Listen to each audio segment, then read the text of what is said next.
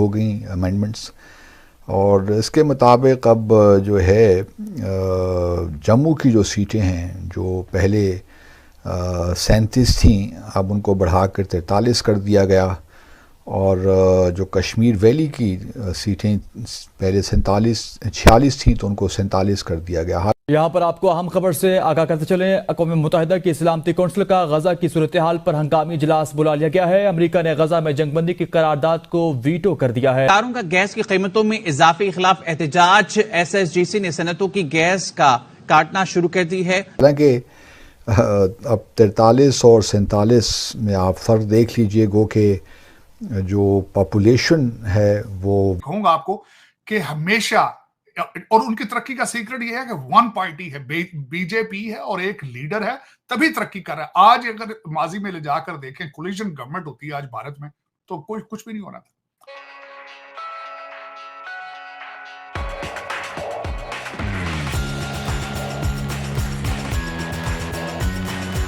Valley کی تقریباً 56 سے 60% کے قریب ہے، جو 2011 کا سینسس بھارت نے کروایا تھا۔ لیکن اس کے ساتھ ساتھ ریزرو سیٹوں کو ہی بڑھا دیا گیا ہے، 5 کر دیا گیا ہے۔ اب اس سے بڑا واضح ہے کہ کس طرح یہ الیکشن اگر ہوں گے تو کیسے ہوں گے۔ پھر ایک اور کام یہ بھی کیا کہ 24 سیٹیں آزاد جموں اور کشمیر، جس کو وہ پی او کے کہتے ہیں، اور گلگت بلتستان، ان کے لیے بھی ریزرو کی گئیں، وہاں کے لوگوں کے لیے۔ ان کا خیال ہے کہ یہ یہاں بھی جب بھی ان کو یہ علاقہ واپس ملے گا تو یہ جو ہے 24 سیٹیں وہاں کے لیے ریزرو کی گئی ہیں۔ یہ بڑا ایک لحاظ سے ورینگ ہے، کیونکہ جموں اور کشمیر اور لداخ کو ان کو ڈاؤن گریڈ کر کے بھارت آئین کے خلاف ان کو ڈاؤن گریڈ کیا گیا، 2 یونین ٹیریٹریز بنائی گئیں۔ حالانکہ اسٹیٹ کو اگر آپ ڈیوائیڈ کرتے ہیں تو ایک دوسری اسٹیٹ بنا دیتے ہیں، ایسا ہوتا رہا ہے بھارت میں پہلے، لیکن ایسا کبھی نہیں ہوا کہ ایک اسٹیٹ تھی، وہ مقبوضہ ہی صحیح لیکن ان کے کانٹیکس میں ایک اسٹیٹ تھی، اور اس کو 2 حصوں میں تقسیم بھی کر دیا اور پھر ان کو یونین ٹیریٹریز ہی بنا دیا گیا۔ یہ انپریسیڈنٹڈ ہے بھارت کی تاریخ میں۔ تو اب بھارت جنتا پارٹی کو پتہ ہے کہ وہ انتخابات تو اس طرح جیت نہیں سکتی، تو وہ ایک کانسٹیٹیوشنل ریگنگ کر رہی ہے ایک لحاظ سے، اور چونکہ اس وقت اس کو میجورٹی حاصل ہے، وہ امینڈمنٹس لا کر پاس بھی کروا سکتی ہے، جس طرح 5 اگست 2019 کو کیا تھا۔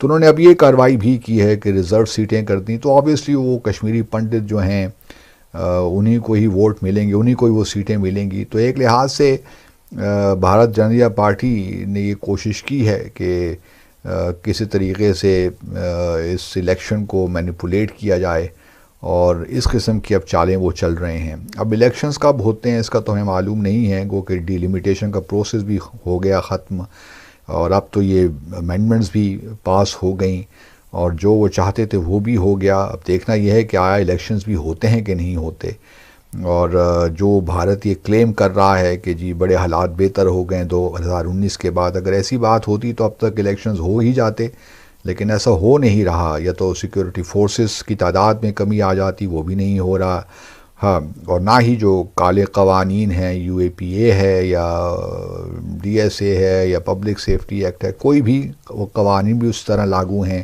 اور سیکیورٹی جو فورسز ہیں وہ ہر کام امپیونٹی کے ساتھ کر رہی ہیں۔ تو اب یہ جو بل جو امینڈمنٹس ہوئی ہیں ان 2 ایکٹس میں، 2014 2019 کے ایکٹس میں، تو یہ خود بھی اس بات کی عکاسی کرتی ہیں اور دلیل ہیں کہ بھارتیہ جنتا پارٹی کا یا انڈیا کا، بھارت کا جو بھی وتیرہ ہے، جو بھی اس کی پالیسی ہے جموں اور کشمیر کو لے کر، وہ کامیاب نہیں ہو رہی۔ کم از کم جو لوگ ہیں جموں اور کشمیر میں، وہ اس بات کو تسلیم نہیں کر رہے کہ ان کا جو اسپیشل اسٹیٹس تھا وہ چھن گیا، یا جو ڈیموگرافک چینجز ہو رہی ہیں، آرٹیکل 35A کو ختم کر دیا گیا، تو ان چیزوں کو وہ ابھی تک انہوں نے تسلیم نہیں کیا۔ گو کہ ہمیں اس طرح پروٹیسٹ اور ایجیٹیشن بھی نظر نہیں آ رہے، لیکن اس کی اور وجوہات ہیں، لیکن اس کا ہرگز مطلب یہ نہیں ہے کہ اگر لوگ باہر نہیں نکل رہے اور اتنی پابندیاں ہیں، ساری سیاسی قیادت جو ہے وہ جیلوں میں ہے، تو ایک مشکل حالات تو ہیں، لیکن اس کا ہرگز یہ انفرنس یہ ڈرا نہیں کیا جا سکتا کہ جموں اور کشمیر کے لوگوں نے یہ ساری جو تبدیلیاں ہیں تسلیم کر لیے ہیں، یا مقبوضہ جموں اور کشمیر میں بھارت کا ناجائز قبضہ تسلیم کر لیا ہے. ہم دیکھ رہے ہیں فلسطین میں جو کچھ ہو رہا ہے، تو کچھ بعید نہیں ہے کہ کچھ عرصے کے بعد، کوئی سالوں کے بعد ہمیں کشمیر میں بھی یہی صورتحال نظر آئے. تو کیونکہ آزادی کی جو جد و جہدیں ہوتی ہیں ان کو آپ وقتی طور پہ کسی نہ کسی طور دبا تو سکتے ہیں، خاموش تو کر سکتے ہیں، لیکن مکمل طور پہ ختم نہیں کر سکتے. تو یہ آوازیں تو اٹھتی ہی رہیں گی.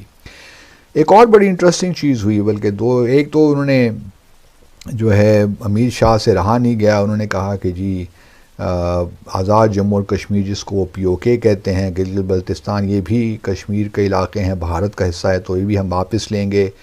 اور جو 22 فروری 1994 کی جو پارلیمنٹ کی قرارداد ہے اس کے مطابق یہ جو علاقے ہیں یہ بھی بھارت کا حصہ ہیں. تو جو آزاد جموں اور کشمیر اور گلگت بلتستان کے، ان کے لیے بھی 24 سیٹیں ریزرو کی ہیں اس امینڈمنٹ کے تحت. تو بہرحال یہ بھی ایک ڈھکوسلا سا ہی ہے.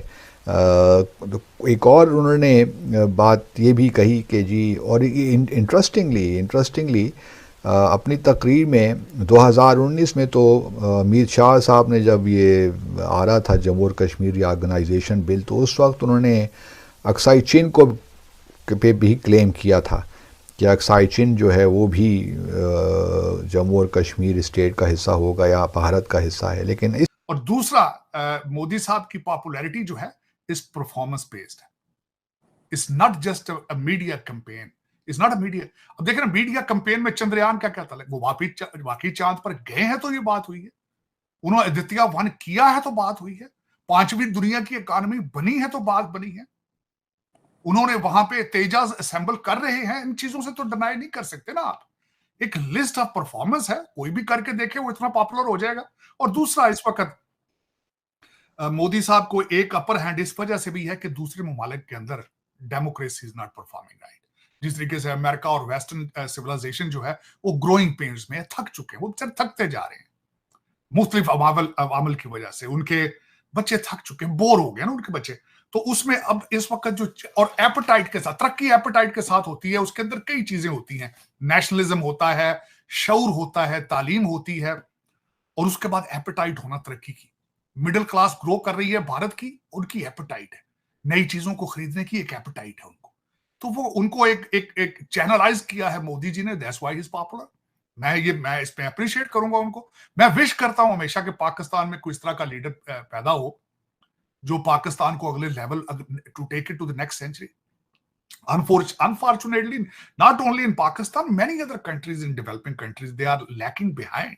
وہاں پہ نئی چیزیں آگے چینلائز صحیح طریقے سے ہو رہی ہیں.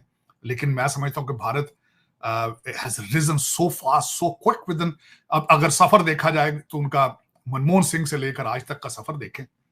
لیکن ان کے رائٹ، میں نے 15 اگست ان کا کر لیں. 15 اگست 1947 سے لے کر جب بھی ہسٹری کو اپنے ہاتھوں سے پیپر پہ لکھنے کی کوشش کرتا ہوں کہ کون کون سے سٹیپس ہیں جو وہ صحیح لیے انہوں نے، تو اس میں ان کے میں سمجھتا ہوں کہ نہرو جو تھے اس ٹائم سے ہی رائٹ ڈیسیجن لیے گئے. انڈین انسٹیٹیوٹ آف ٹیکنالوجی کے ڈیسیجن لیے گئے. رشیا سے لرن کرنے کی کوشش کی گئی.